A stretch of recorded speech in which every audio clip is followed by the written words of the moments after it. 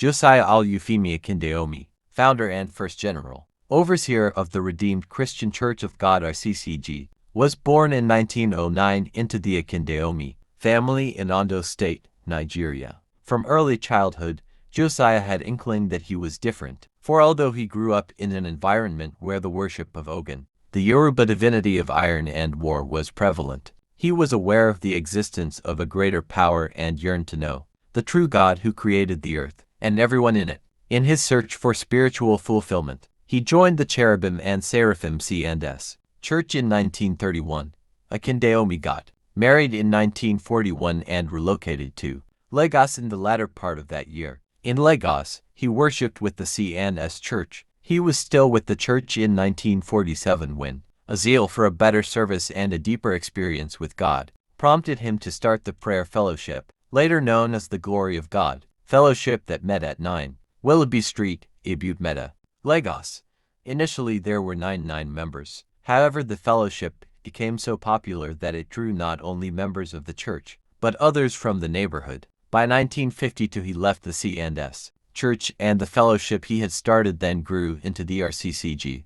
The name of the church was said to have been revealed to the founder in a vision. Allegedly, the letters forming the name of the church appeared in the English alphabet to Akindeomi, who could neither read nor write. Miraculously, he was able to scribble down the individual letters which, when put together, read the Redeemed Christian Church of God. In this same vision, God promised to take the church to the ends of the earth and declared that the Lord Jesus Christ would meet the church when he returned in glory. The Lord also established a covenant with Akindeomi similar to the Abrahamic covenant in the Bible, promising to meet all the needs of the church in wonderful ways if only members would serve him faithfully and be obedient to his word. RCCG was formed based on this covenant. In 1952, the church continued to meet at 9 Willoughby Street until they acquired some land and relocated to their headquarters at 1-5 Redemption Way, Abeokuta, Lagos, formerly One Cemetery Street, and later the Redemption Camp. Today the church has become one of the fastest growing Pentecostal churches in the world. RCCG has since grown from when Pastor Adeboye took charge to over 14,000 parishes in Nigeria and branches in over 100 countries. This was achievable through the GO's vision to establish a parish of the church within 5 minutes of every house on earth. Josiah Al-Euphemia Kindeomi was born in the year 1909 and died in the year 1980. He lived 71 years. Number 2 on our list is Catherine Kuhlman. Catherine Kuhlman was an American Christian evangelist, preacher and minister who was referred to by her contemporaries and the press as a faith healer. Early life of Catherine Kuhlman. Catherine Johanna Kuhlman was born in 1907 near Concordia, Missouri, where her father was mayor. She was one of 4 children of German-American parents Joseph Adolf Kuhlman and Emma Wackenhorst. Kuhlman received Bible instruction at home from her parents, who were both Methodists. Kuhlman had a spiritual experience at age 14, and several years later she began itinerant preaching with her elder sister and brother-in-law in Idaho. Later, she was ordained by the Evangelical Church Alliance. Amanda H. Williams of Brooklyn, New York helped birth Kuhlman's healing ministry. Ministry of Catherine Johanna Kuhlman. Kuhlman traveled extensively around the United States and abroad holding healing meetings between the 1940s and 1970s. In 1955, despite being told by doctors about a heart condition in her late 40s, Kuhlman kept a very busy schedule, often traveling across the U.S. and abroad, holding 2 to 6-hour-long meetings, which could last late into the evenings. 5. Kuhlman had a weekly TV program in the 1960s and 1970s called I Believe in Miracles, which aired nationally. She also had a 30-minute nationwide radio program, which featured sermons and frequent excerpts from her healing services in music and message. Her foundation was established in 1954, and its Canadian branch in 1970.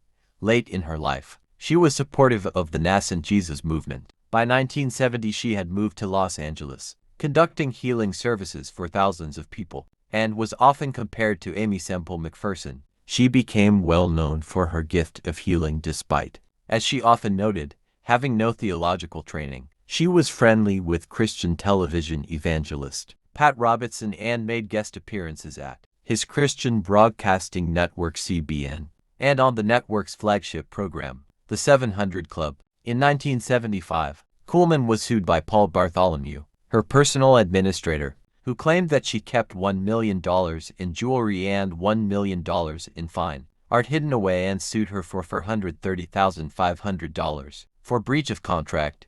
8-9. Two former associates accused her in the lawsuit of diverting funds and of illegally removing records, which she denied, and said the records were not private.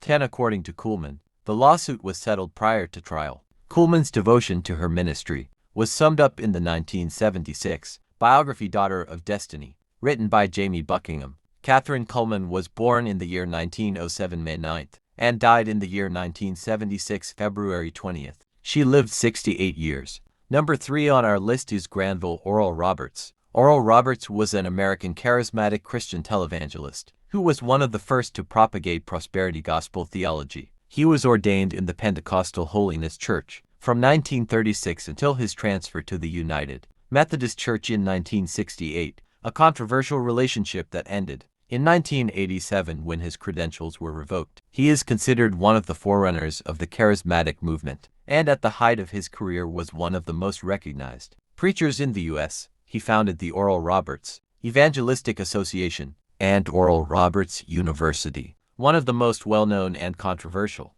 American religious leaders of the 20th century. His preaching emphasized seed faith. His ministries reached millions of followers worldwide, spanning a period of over 6 decades. His healing ministry and his bringing American Pentecostalism into the mainstream had the most impact, but he also pioneered televangelism and laid the foundations of the prosperity gospel and abundant life teachings. The breadth and style of his ministry, including his widely publicized funding appeals, made him a consistent subject of contention among critics and supporters. Early life of Oral Roberts. Roberts was born on January 24, 1918, in Pontotoc County, Oklahoma, the fifth and youngest child of the Reverend Ellis Melvin Roberts (1881–1967) and Claudius Priscilla Roberts Neerwin (1885–1974).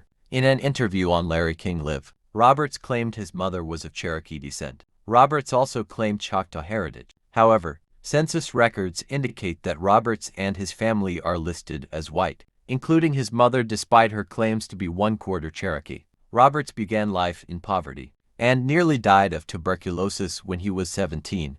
After finishing high school, Roberts studied for 2 years, each at Oklahoma Baptist University and Phillips University. In 1938, he married a preacher's daughter, Evelyn Lutman Fonstock. Roberts became a traveling faith healer after ending his college studies without a degree. According to a Time magazine profile of 1972, Roberts originally made a name for himself with a large mobile tent that sat 3,000 on metal folding chairs. Ministry and University of Oral Roberts. In 1945, Roberts resigned from his pastorate in Shawnee, Oklahoma, to hold revivals in the area and attend Oklahoma Baptist. But in the late summer of 1945, while preaching in a North Carolina camp meeting, Roberts was asked by Robert E. Daddy Lee of Toccoa, Georgia, to consider becoming pastor of his small, 80-member church. Roberts suggested they pray about it, and unexpectedly decided to accept. By the end of the year, Roberts resigned and moved back to Shawnee.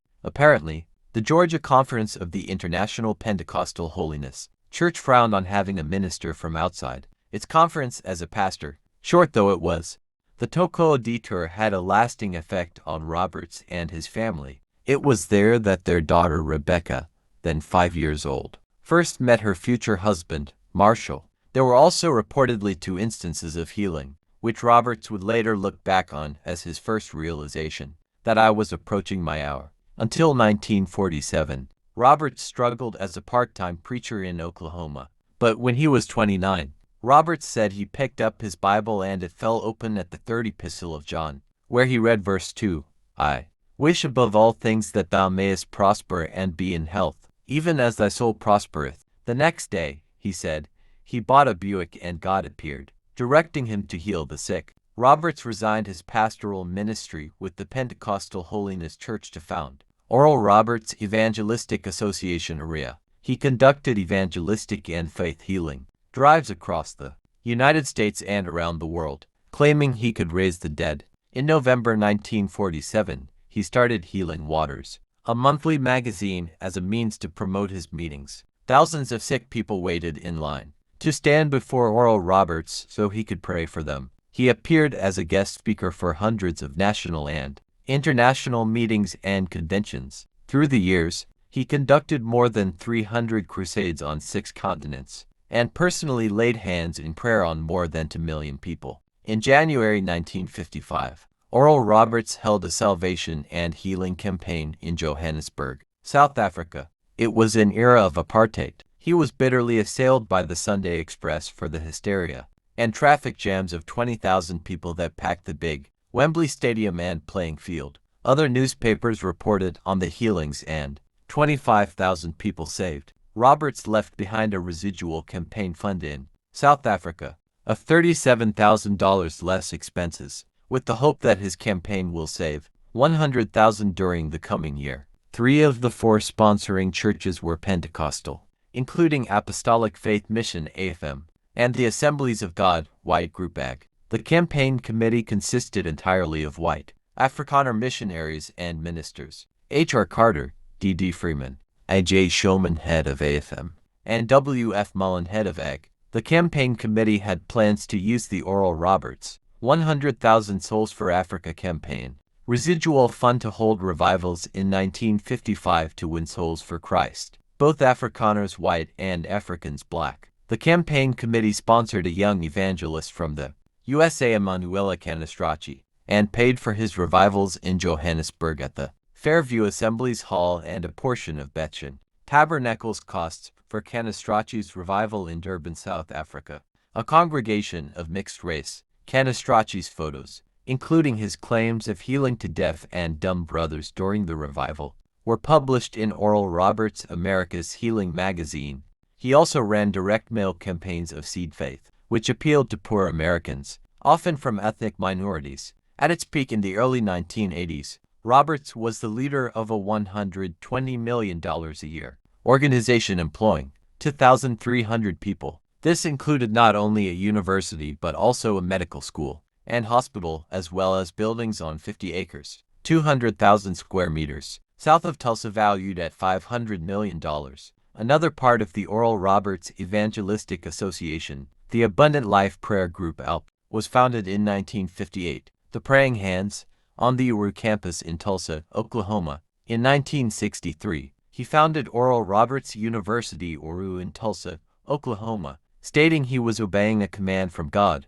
The university was chartered during 1963 and received its first students in 1965. Students were required to sign an honor code pledging not to drink, smoke, or engage in premarital sexual activities. The Prayer Tower, opened in 1967, is located at the center of the campus. From left, Young Brown, Jack Moore, William Branham, Oral Roberts, Gordon Lindsay. Photo taken at Kansas City in 1948. Roberts was a pioneer televangelist and attracted a vast viewership. He began broadcasting by radio in 1947 and began broadcasting his revivals by television in 1954. His television ministry continued with the Abundant Life program, reaching 80% of the United States by 1957, and quarterly primetime specials from 1969 through 1980.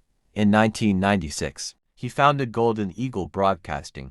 In narrating his history, we will stop here. Oral Roberts was born in the year 1918, January 24th, and he died in the year 2009, December 15th. He lived 91 years. For more history of our great fathers and mothers of faith, subscribe to True Spirit TV, share and turn on your notifications to get notified.